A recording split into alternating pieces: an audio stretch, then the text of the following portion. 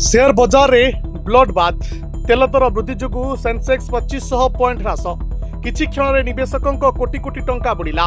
Iran युद्ध और अंतर्जातीय बजार रे अशोधित तेल दर आकाश छुआ हेबा जोगु भारतीय शेयर बजार रे भयंकर ह्रास देखा मिली। कारबार मध्य सेंसेक्स 2500 पॉइंट रु अधिक खसी। यह निवेशकों मध्य आतंक सृष्टि करिछि। ईरान एवं इस्राएल मध्य चलिथिबा युद्ध जोगु विश्वव्यापी भय सृष्टि होइछि। जोगान बाधाप्राप्त हेबारु विदेशी निवेशक तरबरिया भावे निजर टंका बाहर करि नेउछन्ति। अशोधित तैल दर बैरेल पिछा $118 टपि जाइछि। भारत एक आमदानीकारी देश होइतिबारु तेल दर बढ़िले अर्थनीति उपरे चाप पड़िबो बोली आशंका करा जाउछि। केवल भारत नुहे अमेरिकार डाउ जोन्स जापान और दक्षिण कोरिया बजार रे मध्य 5 रु 10% पर्यंत ह्रास पाइछि।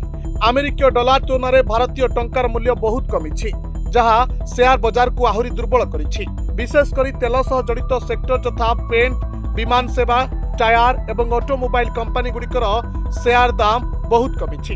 यह व्यतीत आईटी एवं मेटाल सेक्टर मध्य बहुत क्षति सहिछन्ति।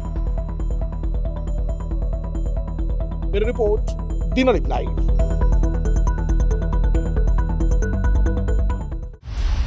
दिनलिपि लाइव को एबे ही लाइक शेयर सब्सक्राइब करंतु।